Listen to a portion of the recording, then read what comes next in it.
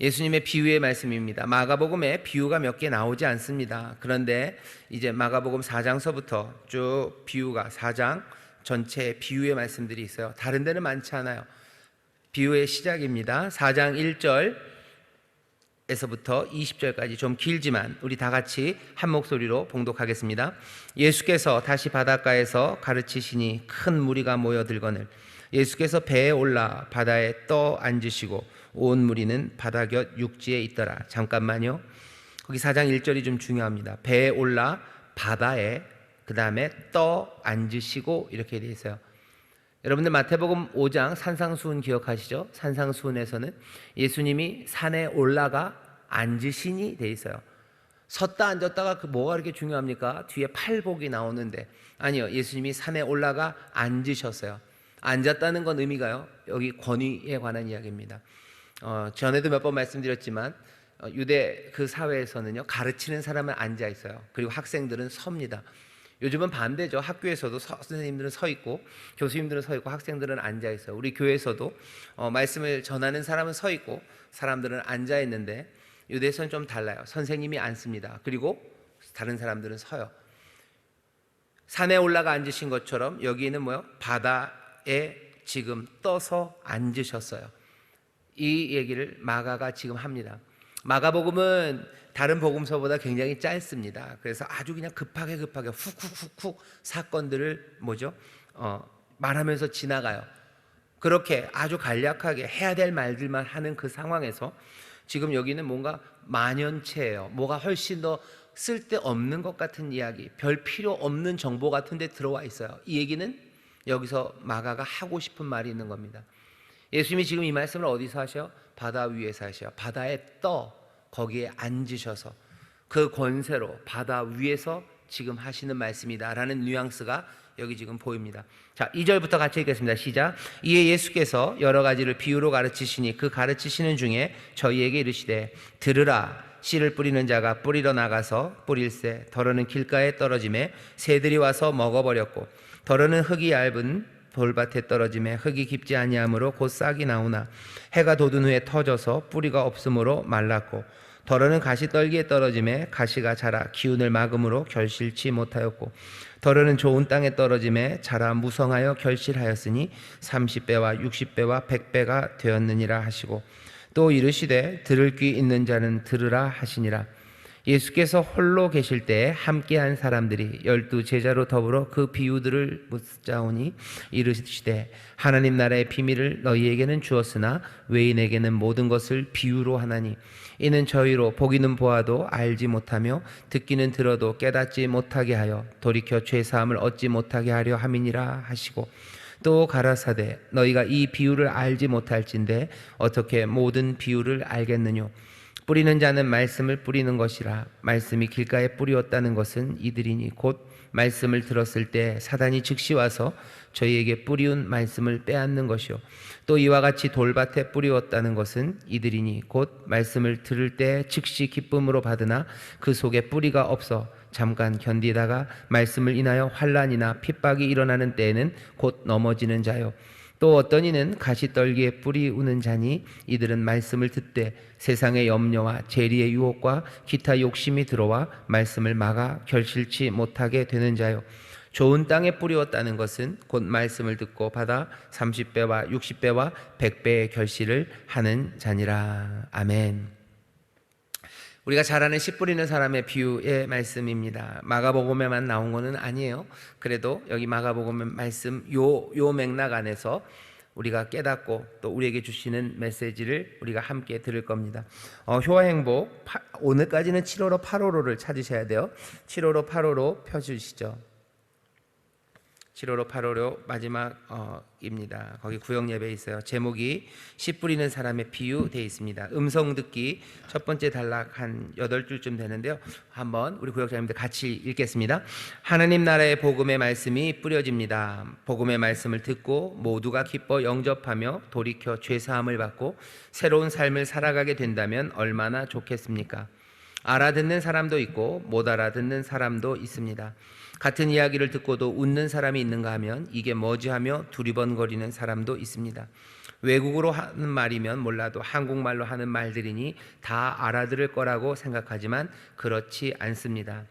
하나님 나라 복음도 마찬가지입니다. 이런저런 이유로 말씀이 뿌려지는데도 불구하고 아무런 반응도 변화도 없는 이들이 있습니다. 네, 거기까지요. 알아듣는 이도 있고요, 알아듣지 못하는 이도 있습니다. 그렇죠? 변화되는 사람도 있고요, 또 그대로인 사람도 있습니다. 이게 누구의 책임입니까? 누구의 책임이죠? 알아듣는 사람이 있어요. 그리고 알아듣지 못하는 사람이 있어요. 변화되는 사람이 있어요. 변화되지 않는 사람이 있어요. 그러면 이 상황은 누구의 책임입니까? 따지고 보면 어떻게 보면 말하는 사람이 잘했으면 되지 않았을까 싶기도 해요. 말하는 사람이 잘 알아듣게 얘기를 했어야죠. 하지만 알아듣게 얘기를 한다고 해서 모두가 다 알아듣는 건 아닙니다. 뭐 교실에 가서 수업을 하면 그렇죠. 선생님들이 얘기를 한다고 애들이 다 알아듣나요? 아니요. 그럼 못 알아듣는 애들이 있으면 교사가 잘못한 겁니까? 어떻게 보면 좀 잘못한 게 있어요. 더 잘할 수 있겠죠. 그런데 교사가 최선을 다해서 할 수 있는 최선의 방법, 정말로 세상에서 가능한 최고의 방법을 한다고 해도 알아듣는 사람이 있고 알아듣지 못하는 사람이 있습니다. 있을 수 있습니다. 그렇게 되면 누구의 책임일까? 말씀을 듣고도 변화되는 사람이 있고요, 그대로인 사람이 있습니다. 그럼 누구의 책임일까? 이거 그냥 아직 대답은 안 할게요. 이게 누구의 책임일까요? 하지만 중요한 것 자체는 첫 번째 단락에 있는 겁니다. 사실은 이게 누구의 책임인지는 나중에 따지고요, 지금 벌어지고 있는 현실 자체는 이 말이 맞습니다. 알아듣는 사람이 있고 알아듣지 못하는 사람이 있어요. 똑같은 코미디를 보고도요, 누구는 깔깔깔 웃고요, 누구는 못 웃습니다. 나중에 몽땅 다 설명을 해도요, 못 웃는 사람이 있어요. 이게 뭐가 웃겨? 그러는 거죠. 누구는 웃고 누구는 웃지 못해요. 심지어는 같은 영화를 보고도요, 누구는 울고 누구는 울지 못합니다. 재밌는 건 웃는 건 좀 편차가 심해요. 하지만 우는 건 편차가 좀 작습니다. 거의 모든 사람이 울어요. 하지만 그래도 안 우는 사람들이 있긴 있습니다. 누구의 책임입니까? 사실에 관한 이야기인 것 같아요. 씨 뿌리는 사람의 비유를 왜 하나님이 이렇게 하셨을까? 이건 너무 불공정한 거 아닐까? 아니, 지금 여기 사실을 말하고 있어요. 지금 벌어지고 있는 일들이죠. 누구는 알아듣고 누구는 알아듣지 못합니다. 그러니까 왜 알아듣지 못할까? 그리고 알아듣지 못하게 된 게 누구 책임인가? 그건 나중 이야기예요. 그건 나중에 따져봐야 됩니다. 하지만 중요한 건 이 구별이 있는 건 사실입니다. 이런저런 이유가 있어요. 그 이유들이 여러 가지 그 밭의 종류에 따라 얘기하시죠. 하지만 밭의 종류가 그것만 있는 것도 아닙니다. 훨씬 더 많은 종류가 있겠죠. 그리고 많은 사연들이 있을 겁니다. 돌밭이라서 다 돌밭 아닐 거고요, 가시밭이라서 다 똑같은 일률적인 가시밭 아닐 거예요. 어디는 돌밭이기도 하고 가시밭이기도 하고, 또 그 돌밭과 가시밭이 된 사연, 그것들은 다 다양할 겁니다. 하지만 지금 말씀하고 싶어 하는 건 여기 알아듣는 사람, 알아듣지 못하는 사람, 그 두 종류의 사람이 있다는 건 분명합니다. 그 다음이요, 근데 그러면 못 알아들으면 그만인가 하는 거예요. 알아듣기도 하고 못 알아듣기도 해요. 아이들은 이거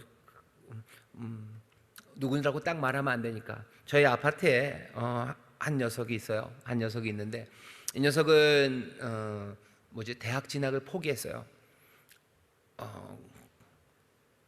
제 아들 얘기 아닙니다. 이제 고3이 되는데 대학 안 간대요. 그래. 그 대신 아버지가 남동공사에서 무슨 공장 같은 걸 하셔요. 난 그냥 아버지 공장에서 일할 거래요. 꿈이 있죠. 아버지가 사장이니까 나도 사장하겠다고 생각을 하는데 잘 되기를 바랍니다. 이건 비아냥거리는 거 아니고 정말 잘 되기를 바래요. 그 녀석은 학교에 가서요, 수업 별로 잘 안 듣습니다.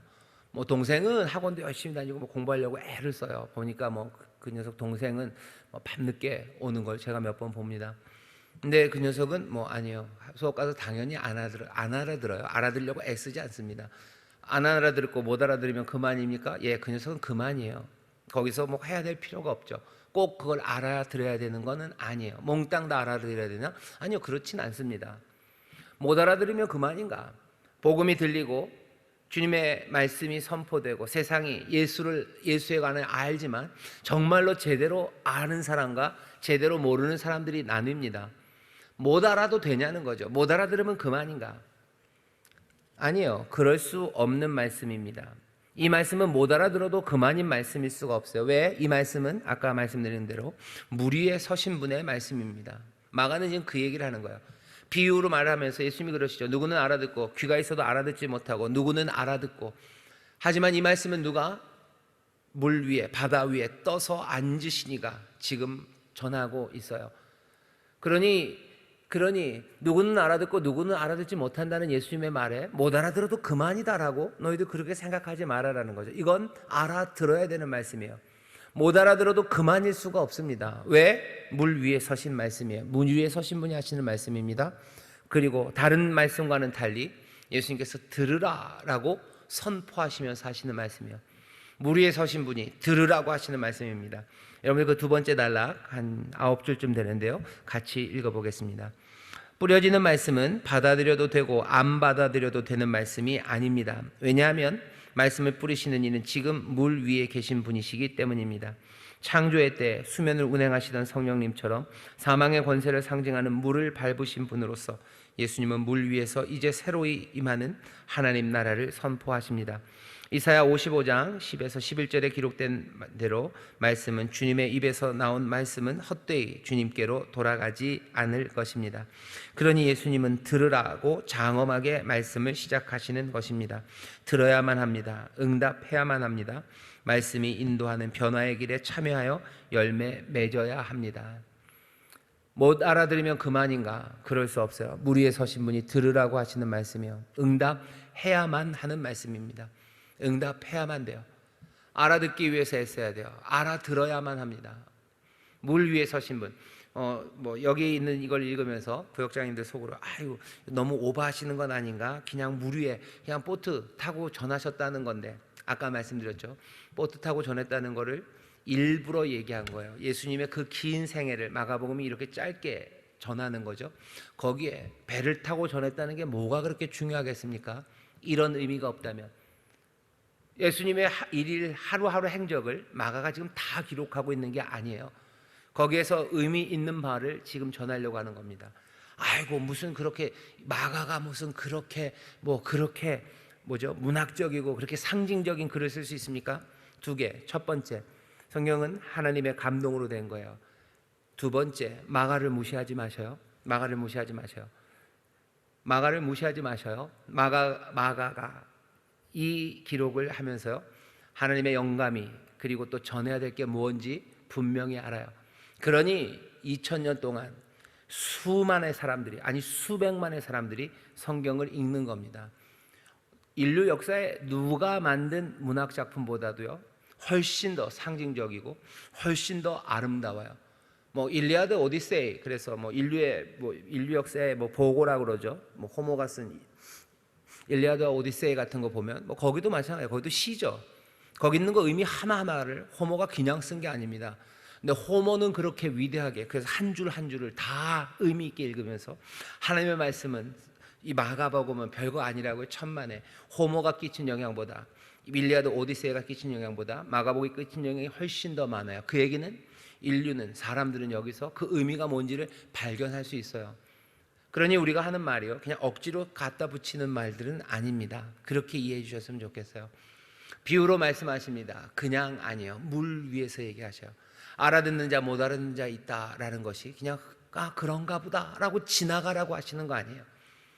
들으라는 얘기고요. 그런데 왜 알아듣는 사람이 있고 못 알아듣는 사람이 있습니까? 제가 신학교에서 마가복음을 공부를 할 때 그때 가르쳤던 사람이 실바라고 있어요. 실바 선생님이 얘기했던 것, 이 이야기를 굉장히 오래 했습니다. 비유에 대해서 얘기를 많이 했었는데 그 양반 말하는 거예요. 알아듣고 못 알아듣는 사람이 있어요. 예수님이 비유로 말씀하신 이유는 혹시라도 사람들을 못 알아듣게 하려고 숨기려고 하는 게 아니라 비유로라도 말씀하시려고, 비유로라도 알리시기 위해서 지금 하시는 거다라고. 어쨌든 그 선생님 입장은 그래요. 저도 좀 그렇습니다. 왜? 이건 알아들어야만 하기 때문이에요. 권세 있게 지금 알아들어야만 해요. 그러니 비유로라도 말씀하시는 것 같아요. 나중에는 더 분명해질 겁니다. 십자가 그 죽으심과 부활하심 후에는 더 분명하게 말할 수 있을 거예요. 하지만 그 전에는 비유로라도 말씀하시면서 뭘 전하시는 거예요? 들어라는 거죠. 들어라. 들어라. 여러 가지 어려움들, 뭐 바위, 뭐죠, 가시덤불, 온갖 문제 있으시는 거 알아요. 하지만 그래서 못 알아듣는다고 이유가 있는 것도 알아요. 그게 현실인 것도 아셔요. 하지만 그래도 들어라는 거죠. 그래도 들어라.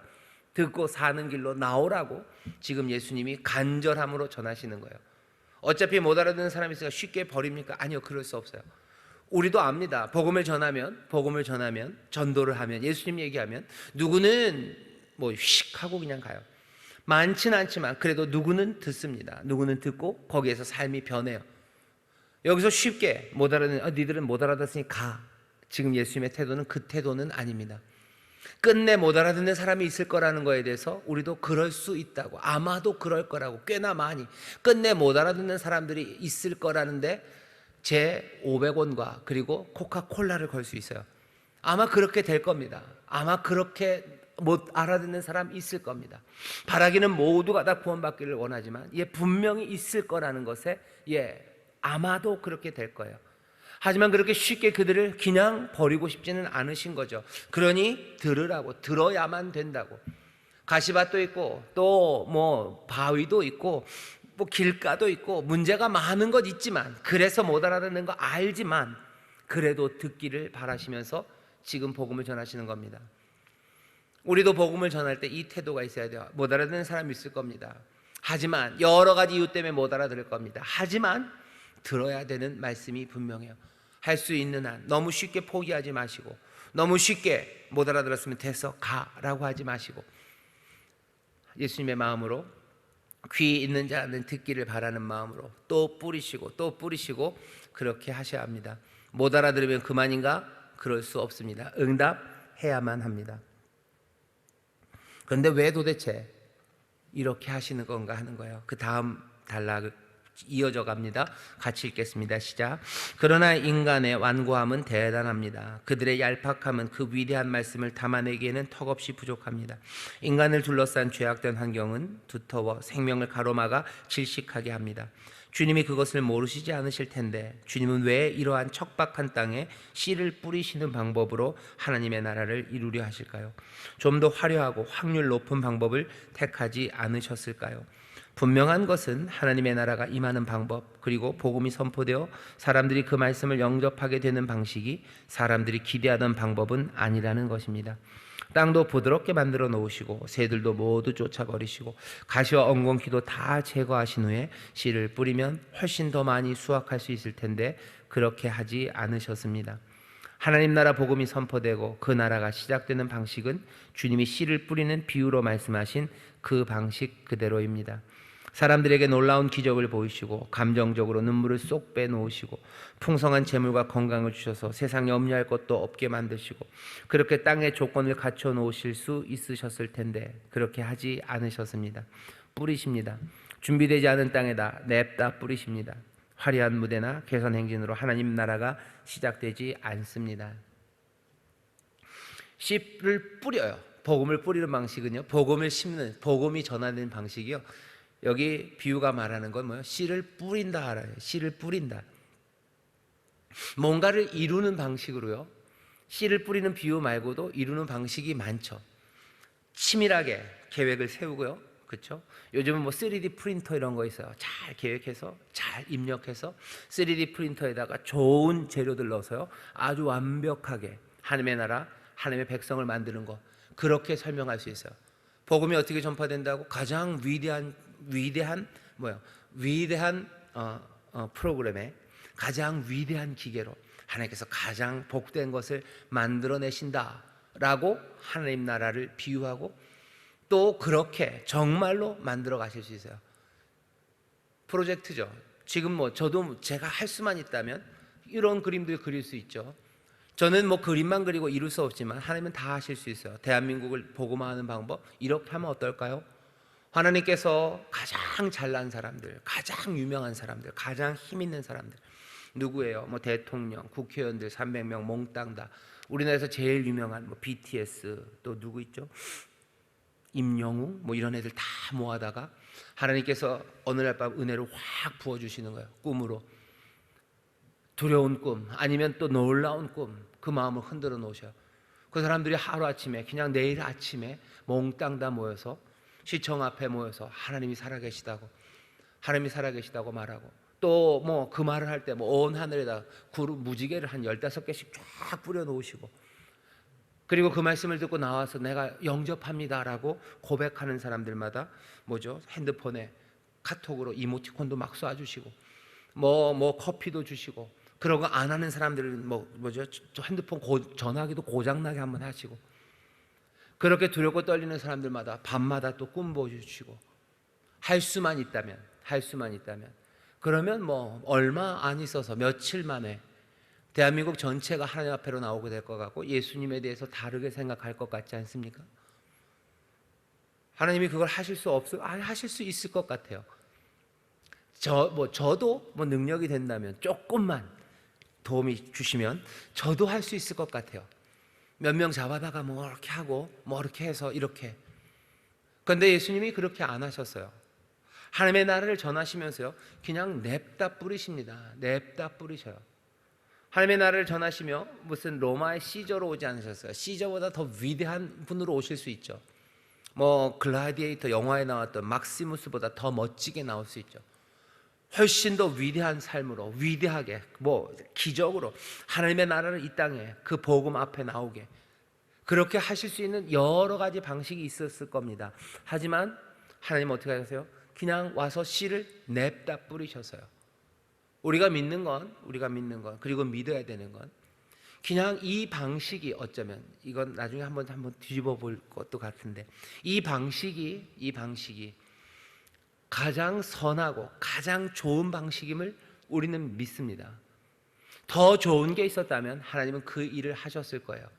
하지만 이것이 가장 좋은 방법이에요. 이것이 하나님의 은혜, 아버지의 사랑, 그리고 아버지의 그 생명과 형상을 가장 분명하게 그리고 가장 선하게 보여주는 방식임을 우리는 믿습니다.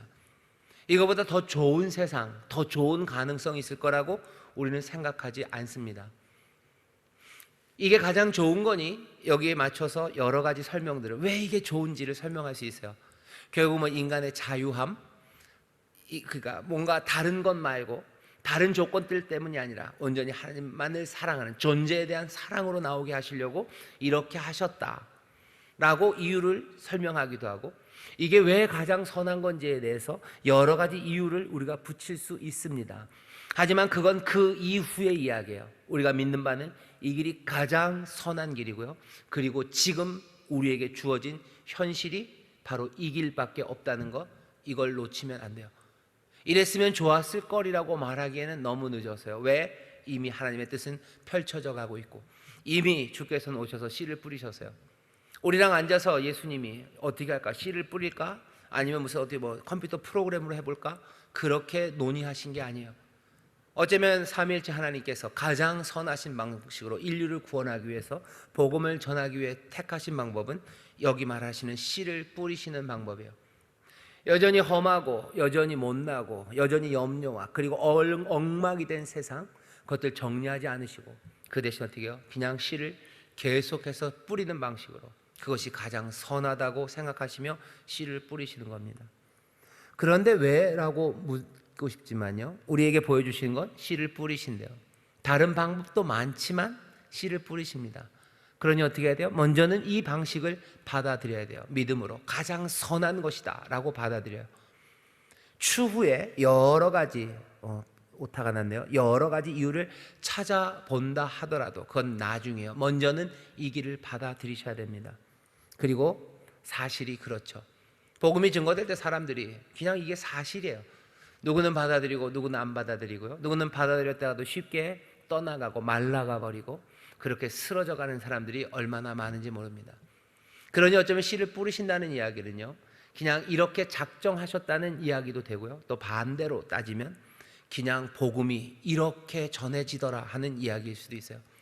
누구는 영접하고 누구는 영접하지 않는 이 현실을 주님이 씨를 뿌리는 것으로 설명하시는 현실의 설명일 수 있고요, 또 하나님의 계획일 수도 있습니다. 하지만 그 두 가지는 다 연결되어 가는 것 같아요. 그렇게 하셨기에 어쩌면 이런 현상이 나온 거고요, 이런 상황을 주님께서는 그렇게 설명하시는 것일 수 있습니다. 결국은 우리에게 보여지는 그림은 간단해요. 복음은 계속해서 뿌려질 거고요. 그리고 또 누구는 받아들이고 누구는 받아들이지 않을 겁니다. 그러면 어떻게 해야 되는 거죠? 그냥 간단해요. 듣고 변화하는 사람 되는 것. 이 길 말고는 다른 길이 없습니다. 내 여러 가지 어려움과 역경들, 돌밭 같고 가시밭길 같고 내 환경의 스토리는 진짜 많아요. 정말 많습니다. 하지만 듣고 변화하는 사람이 되어야만 돼요. 그것 말고는 다른 길은 없습니다. 그렇게 됩니까? 30배, 60배, 100배 그 변화하는 그 일이 일어난다고 얘기해요. 오늘 본문을 보면 포도나무 비유처럼 하나님이 그것들을 치우신다 이런 얘기도 없어요. 그냥 좋은 땅에 뿌리웠다라고 얘기해요. 그건 다른 거 없어요. 좋은 땅에 뿌렸다는 건 가시가 없다는 얘기도 아니에요. 좋은 땅에 뿌렸다는 건 돌짝이 아니라는 것도 아니에요. 잘 보세요. 어떤 이는 가시가 떠준 이는 말씀을 듣되 좋은 땅에 뿌렸다는 건 뭐예요? 그냥 다른 조건은 아무것도 없습니다. 말씀을 듣고 받아 30배, 60배, 100배 결실을 하는 자예요. 말씀을 받고 영접하는 사람이에요. 좋은 땅은 그냥 그거예요. 그 땅이 무슨 땅인지, 무슨 고령토에서 농사가 되나요, 권사님? 아니면은 무슨 황토인지 모래밭인지 그런 거에 대한 얘기는 없어요. 그냥 좋은 땅은 뭐예요? 말씀을 듣는 땅이에요. 그리고 열매를 맺는 땅이에요. 그 조건이 가시밭 거기보다도 더 많은 염려와 재리가 가득한, 정말로 세상에서 가장 어렵고 힘든 상황에 있건 말건 좋은 땅이라는 건요, 그냥 말씀을 듣는 사람이에요. 듣고 영접하는 사람이죠. 그래서 열매 맺는 사람들입니다. 듣고 변화하는 그곳으로 오라는 거예요. 좋은 땅에 대한 다른 설명이 있습니까? 다른 설명 없어요. 이 땅은 늘 물된 동산 같은 곳이요. 좋은 땅은 늘 가시가 자라지 않는 땅이에요. 비료가 충분하고 양분이 굉장히 많은 땅이에요. 아니, 그런 거 없어요. 그냥 좋은 땅은 말씀을 듣는 땅이에요. 이 땅이 시궁창 같은 땅인지 아니면 그냥 토사가 쌓이고 쓰레기가 쌓여서 그런 건 관심 없어요. 말씀을 듣고 열매를 맺는 그곳이 좋은 땅. 거기에 30배, 60배, 100배로 어떤 상황에서든지 듣고 변화할 수 있는 가능성, 거기가 좋은 땅입니다. 누구는 듣고 누구는 듣지 않아요. 이유는 많습니다. 하지만 좋은 땅, 듣고 변화되는 사람들이 있어요. 이 일로 우리를 부르시고요, 이것들을 우리에게 알려주시는 겁니다. 자, 마지막 단락에 두 단락이 있죠. 거기 5줄, 3줄, 그렇게 8줄이 있습니다. 우리 교육자님들 함께 읽겠습니다. 시작. 그 나라가 선포될 때 누구는 듣고도 잊을 것이고 누구는 열광하다가 금방 식어버릴 것이고 또 누구는 고민하다가 떠나갈 것입니다. 정말 그렇지 않습니까? 우리는 이런 사람들을 얼마나 많이 봅니까? 이상하다 할 것은 아닙니다. 원래 이렇습니다. 그러나 실망할 것도 아닙니다. 30배, 60배, 100배로 열매 맺는 이들이 있습니다. 하나님의 나라는 그렇게 오고 그렇게 이루어집니다. 우리가 열매 맺느니 듣고 영접하며 죄 사함을 얻어 하나님 나라의 약속의 풍성함과 영광스러운 의에 합당하게 살아가는 변화의 주인공이 되는 것이 중요합니다. 이 복음의 말씀을 믿음으로 알아듣는 이들은 복이 있습니다. 듣고 변화하는 거예요. 내 형편, 내 상황, 어쩌면 내 기질, 요즘 MBTI 그런 거 많이 하시는데요. E야, I야, P야, 그런 거 상관없어요. 그런 거 상관없어요. 그게 뭐가 됐든지 듣고 변화하는 사람들이 있습니다. 삶이 편안한 사람만 듣고 변화되는 거 아니에요. 아니, 삶이 편안한 사람만 듣고 변화되는 거 아니에요. 삶이 어렵고 상처받은 사람만 듣고 변화되는 것도 아닙니다. 그렇지 않아요. 삶의 역경, 쓴맛을 본 사람만 듣고 변화되는 거 아니에요. 또 인생의 쓴맛 모르고 곱게 자란 사람들, 그런 사람들만 듣고 변화되는 것도 아니에요. 여기에는 상관이 없습니다. 종만, 아니면 주인만, 자유자만, 아니면 이방인만, 유대인만, 아니요, 그런 것 없습니다. 많이 배운 사람이, 아니요, 적게 배운 사람, 그런 구별 없어요. 튼튼한 사람, 아니면 병든 사람, 아니요, 그런 거 없어요. 튼튼하다고 해서 자기 멋대로만 살아? 아니요, 건강하면서도 주 앞에 엎드리는 사람이 있어요. 똑똑하고 공부 많이 하고 훌륭하고 칭찬받고 명예가 하늘을 찌르는 사람, 그 사람들도 듣고 변화되는 사람이 있어요. 못 배우고 아니면 세상에서 짓밟혔다고 그 사람이 듣고 변화? 아니요, 그것도 아니에요. 그것도 아닙니다. 듣고 변화되는 거, 거기에는 다른 조건, 아무 다른 조건 없습니다. 그냥 듣고 변화되는 사람들, 열매 맺는 사람, 그 사람들이 좋은 사람들이에요. 그 사람들이 좋은 밭입니다. 하나님의 나라는 거기서 자라가기 시작합니다. 바라는 건 내 환경이나 아니면 내 사람들이 말하는 체질이나 아니면 사람들이 말하는 내 사주팔자나 아니면 내 외모나 아니면 내 경제적 아니면 또 사회적 지위나 위치, 내 기질, 그런 것과 상관없이 복음은 뿌려지고 그것들을 영접하는 사람들, 그 사람들이 좋은 밭으로 하나씩 풍성하게 30배, 60배, 100배로 결실을 맺습니다. 바라야 되는 건 듣고 변화되는 사람이에요. 이 비유가 알려주는 건, 그러니 듣고 변화하는 그 길에 여러 가지 이런 문제들, 그 문제들을 뚫고 자라라는 거죠. 뚫고 자라라. 하나님의 나라는 그렇게 자라난다고 도우십니다. 그리고 또 역사하십니다. 다시 한번 씨 뿌리는 사람의 비유를 들으시고 우리도 그 씨 뿌려질 때 듣고 영접하고 내가 그 길을 끝까지 열매 맺는 사람으로 자라나기를 결심하는 것, 그것이 물 위에 앉아서 들으라고 하시는 분, 그분의 말씀 앞에 온전히 반응하는 길입니다. 자, 한 걸음 내딛기 같이 읽겠습니다. 한 걸음 내딛기 같이 볼까요? 시작. 주님의 말씀에 순종하려고 하지만 잘 안 될 때가 많습니다. 나는 왜 순종해야 한다고 하면서도 순종하지 못합니까? 이유가 무엇일까요? 순종해야 된다고 생각은 해요. 하지만 순종 잘 못합니다. 이유가 뭘까요? 제 생각에는요, 그냥 두려움이에요. 두려움이. 여러 가지 두려움입니다. 여러 가지 두려움이 우리를 순종하지 못하게 해요.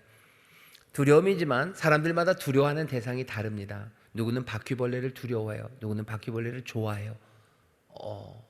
아니죠. 모르겠다. 바퀴벌레 모르겠고, 누구는 기생충을 두려워해요. 근데 누구는 기생충을 좋아한다는 사람도 요즘 있더라고요. 두려워하는 이 종류는 좀 다릅니다. 하지만 뭐든지 두려움 때문이에요. 어떤 사람들은요, 사람들의 시선을 두려워하는 사람이 있어요. 근데 사람들의 시선을 두려워하지 않는 사람도 있어요. 누구는 배고픈 걸 두려워하는 사람이 있습니다. 진짜 배고픈 걸 두려워해요. 하지만 어떤 사람들은 배고픈 거 전혀 두려워하지 않는 사람들도 있어요. 어떤 사람들은 아픈 거 굉장히 두려워합니다. 어떤 사람은 아픈 거 전혀 두려워하지 않는 사람들이 있어요. 뭐가 되었든지 내가 두려워하는 거, 욥이 그러죠. 내가 두려워하는 게 내게 임했다고. 사람마다 다르지만 두려워하는 게 있습니다. 바로 그 두려워하는 그 부분이 우리를 순종하지 못하게 하는 거예요. 배고픈 걸 참지 못하는 사람들, 아니면 가난을 참지 못하는 사람들, 그 사람들은 뭐 때문에 걸리는 거예요? 가난하게 되고 내 것이 내 물질적인 게 비어지는 거, 그것들 두려워해요. 그러니 순종하지 못합니다. 어떤 사람들은 체면이 내 생명보다도 중요해. 내 체면이 깎이는 거, 그건 정말 뭐라 그래야 돼요? 두려워요. 그러니 내가 겸손하게 되는 거, 낮은 자리에 가는 거, 또 사람들이 핍박하는 그 자리에 가는 거, 사람들이 무시하는 곳, 그곳에 가는 거, 이거 감당 못하는 거예요. 그러니 그 부분에서 순종 못하는 겁니다. 어떤 거 순종 잘해요. 순종 못하는 부분을 잘 생각해 보세요. 그건 내가 두려워하는 부분입니다. 내가 두려워하는 부분. 아마 구역장님들도 그런 게 있으실 거예요. 그게 뭔지 다시 한번 잘 생각해 보셔야 됩니다. 그리고서는 그 두려움을 내어 쫓아야 돼요. 그래야 순종이 가능합니다.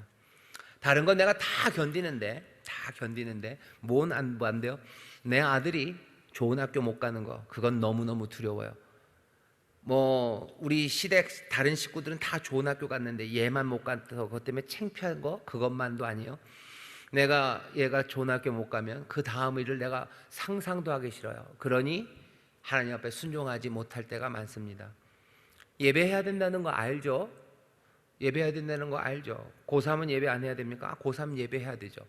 그래도 얘가 교회 예배하러 가면 좋은 학교를 못 갈 것 같아요. 사실은 그것도 연결은 되지 않습니다만 그렇게들 말하죠. 학원 선생님들 그러죠. 이렇게 자꾸 빠지시다간 좋은 학교 못 갑니다. 그러면 예 그러는 거예요.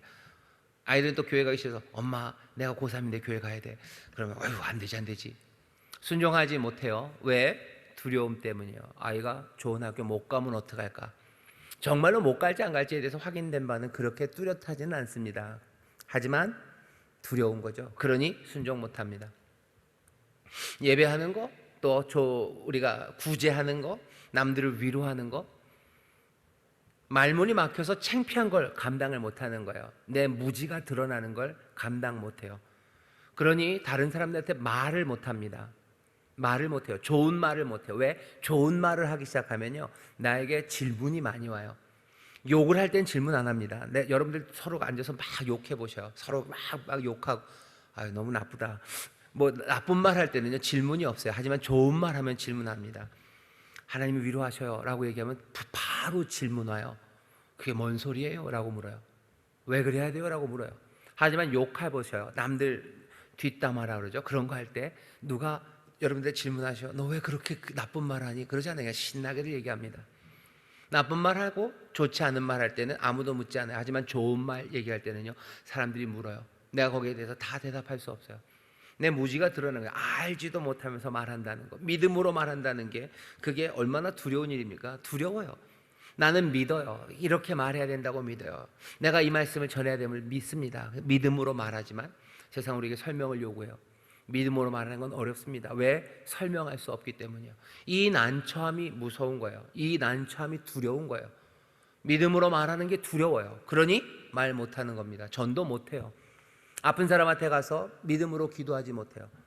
아픈 사람한테 손을 얹고 기도하라고 하시는데 그거 못합니다. 왜? 기도했다가 안 나을 것 같아요. 이건 주의 종들도 이 두려움이 굉장히 많습니다. 기도했는데 안 나면 어떡할까 보들보들 떨려요.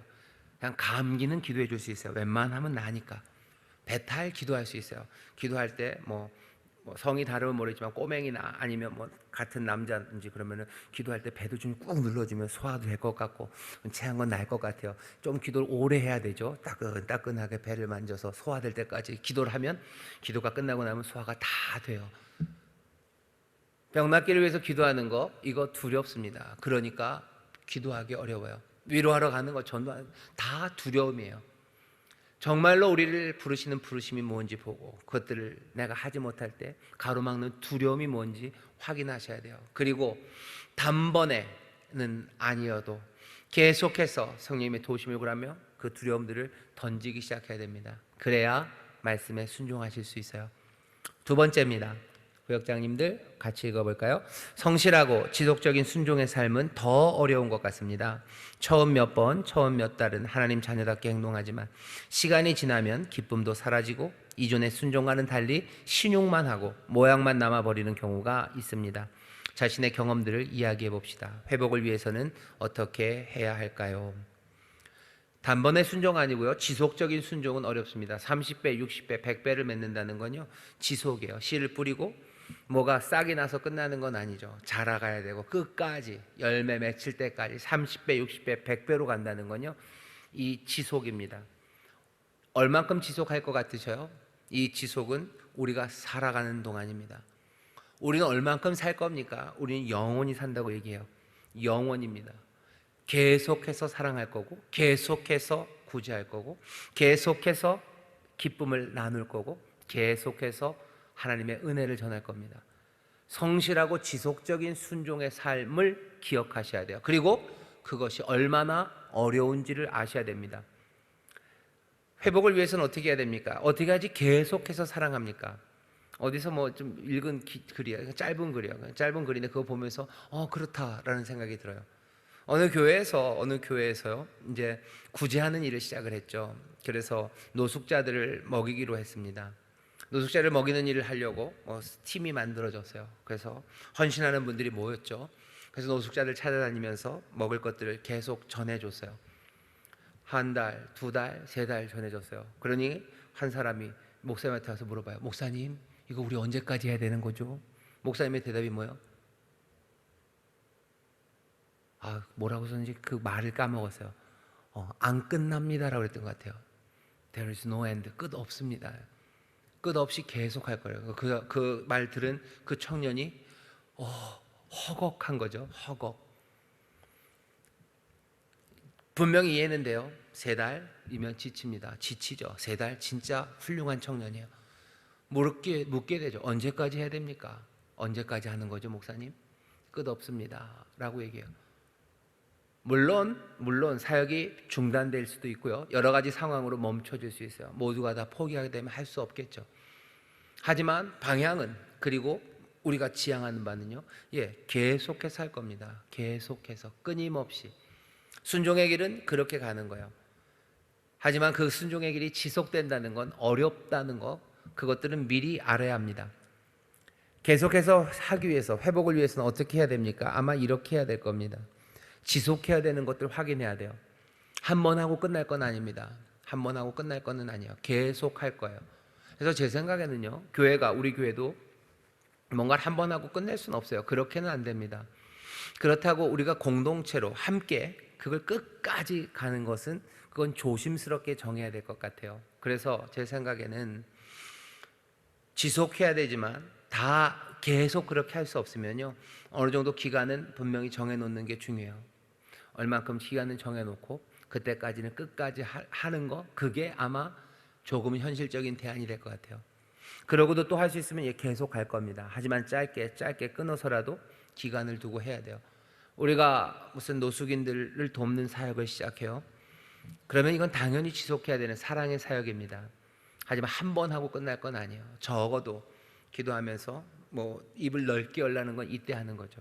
우리의 힘을 보면 이렇게 한 달 하면 맥시멈인 것 같지만, 주님 능력을 주셔서 이번 겨울까지, 올 한 해 겨울까지는 우리가 이 일을 감당하게 해주세요 하고 지속해 가는 거죠. 또 능력 주시면 또 더해 갈 겁니다. 하지만 중요한 거는 지속해야 되는 것에 대한 확인이 있어야 돼요. 그리고 지속이 어려움을 인지해야 됩니다. 계속해서 해야 해요. 그리고 계속하는 건 어려운 일이에요. 이건 모르고 그냥 훅 달라들면 안 됩니다. 지속할 거고, 지속은 어려울 거예요. 우리가 하나님 앞에 예배하겠다고 모이는 것도 마찬가지죠. 계속해서 예배하는 거 어려운 일입니다.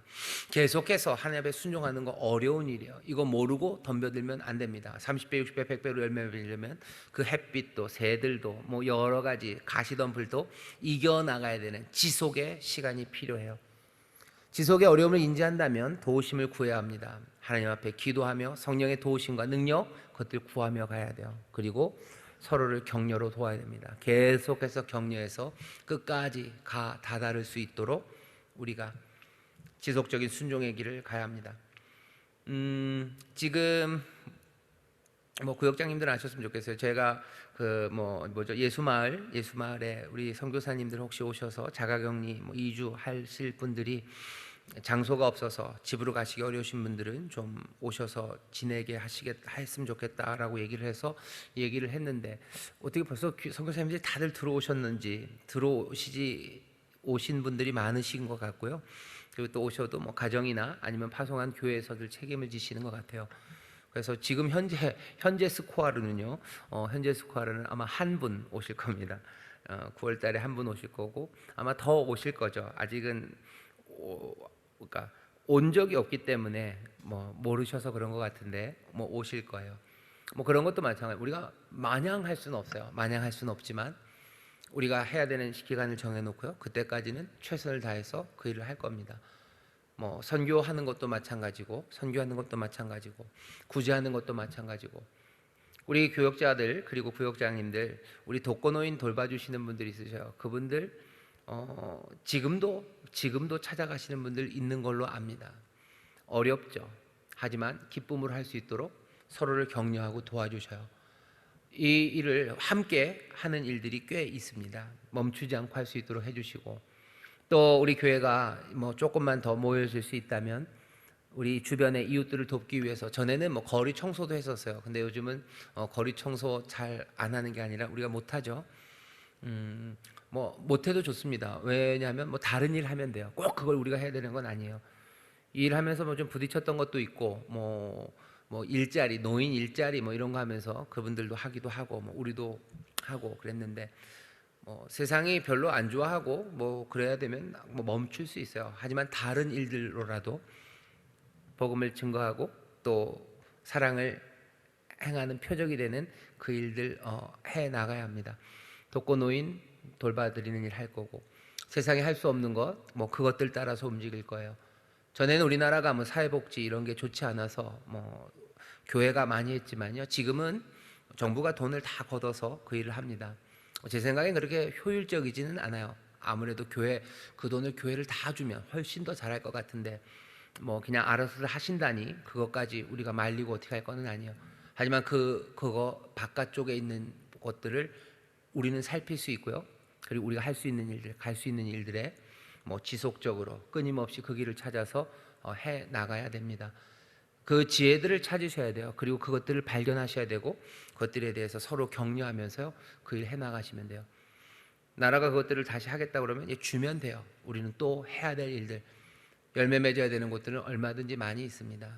그것들을 찾아내시고 우길 일 없고 뭐 부딪힐 일 없고 사랑하기 위해서 내어줄 건 또 내어주고 또 다른 도움이 되는 곳 다 가시고 뭐 그렇게 하나님의 일을 우리가 해나갈 겁니다. 하지만 기억하셔야 돼요. 지속적인 순종은 굉장히 어려운 일입니다. 그리고 순종은 지속해야 되는 거예요. 그 일을 위해서는 위로부터 오는 도움과 또 우리가 서로 격려하는 일이 필요합니다. 우리 교회가 이 일을 잘 감당해 나가고 또 그 일에 우리 교역자들, 우리 구역장님들 아름답게 쓰임받게 되기를 바랍니다. 그렇게 씨가 뿌려지고 열매가 맺어지는 귀한 하나님 나라의 역사가 우리 인천수목교회에서 분명히 증거되기를 바라고 또 그렇게 역사하실 줄 믿습니다. 기도하겠습니다. 하나님 감사합니다. 우리 사랑하는 구역장들 말씀 앞에 섰습니다. 씨 뿌리는 비유를 우리가 듣습니다. 하나님, 여러 가지 어려움이 우리 구역장들에게 있음을 압니다. 여전히 부족함도 압니다. 우리 모두가 다 여전히 두려워하는 것과 염려하는 것들이 있는 연약한 자들입니다. 하지만 그럼에도 복음, 그 말씀, 그 은혜, 그것들 영접함으로 30배, 60배, 100배로 열매 맺는 하나님의 귀한 자녀들, 정말로 예수님의 제자들이 되게 하실 것을 우리가 믿사오니 말씀을 영접하며 하나하나 서로 격려하며 하늘의 도우심을 구하며 끝까지 말씀 따라 살아가는, 순종하며 살아가는 우리 모두가 되게 하여 주옵소서. 능력의 주님이 말씀하시니 생명으로 받게 하여 주옵소서. 감사드리며 예수님 이름으로 기도하옵나이다. 아멘.